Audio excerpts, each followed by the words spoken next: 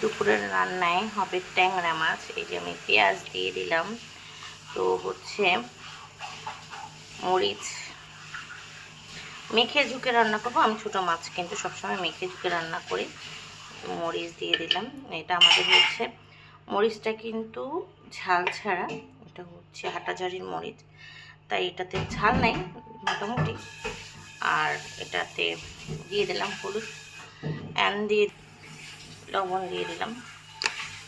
তারপরে আমার পছন্দের আলু, আমি খুব পছন্দ করি আলু দিতে, তো সবখানেই আমি আলু এটা দিয়ে দিই।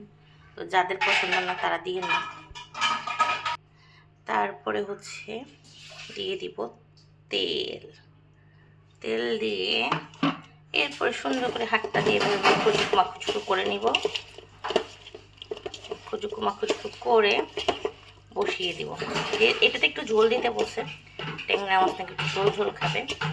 তো এই যে দুপুরের রান্না, এই যে এখন বসিয়ে দিব।